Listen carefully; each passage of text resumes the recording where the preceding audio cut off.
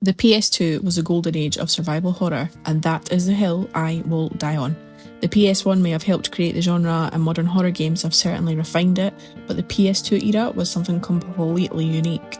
It was a time when developers were willing to take risks, a time when horror games didn't have to appeal to everyone, and a time when every new release wasn't afraid to try something different. Just look at what we got. Haunting Ground, Forbidden Siren, Silent Hill 2, 3, 4, Resident Evil Code Veronica and Resident Evil 4, the Fatal Frame series, Clock Tower 3, Rule of Rose, and that's only scratching the surface.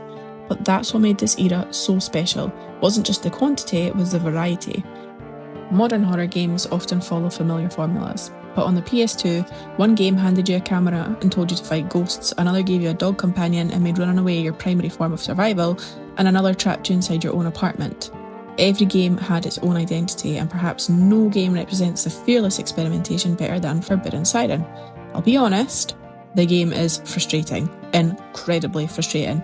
I remember using my dial-up internet to look up guides and take notes because I would just wander around aimlessly. If you missed certain hidden objectives, you could end up stuck looping the same few levels over and over until something finally clicked. Progress often depended on tiny actions performed hours earlier as completely different characters. You might freeze a towel in one chapter, then much later as someone else, remove it from the freezer, balance an item on top of it, sprint away and hide while waiting for it to thaw, all just so you could distract the enemy and slip past. It also featured sightjacking, a mechanic where you could hijack the enemy's vision, see where they were, watch what routes they took, and then plan a stealthy escape route.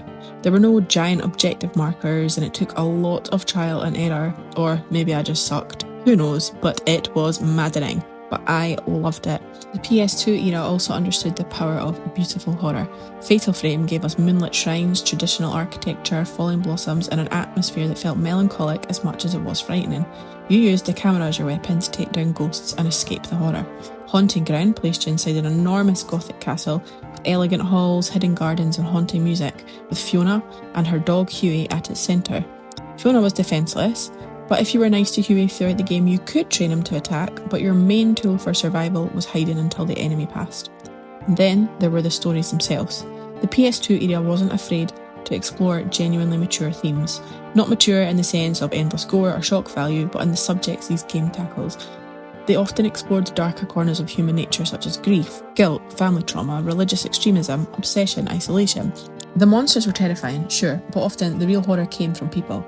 These games trusted players to engage with difficult emotions and symbolism instead of explaining everything or watering everything down. They respected their audience, and I think that's why so many of them have endured the test of time. Silent Hill 2, for example, still sparks debate and analysis 25 years after its original release. Let's not mention the circumcision theory. Thanks. The PS2 wasn't the golden age of survival horror because it had the most games. It was the golden age because developers were allowed to get weird with it, and they created stories that stayed with us long after the credits rolled.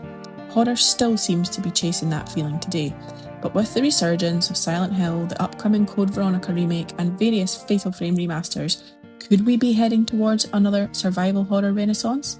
One that isn't just about shooting monsters in dark corridors? So, what was your favourite PS2 horror game? And more importantly, which one traumatised you for life?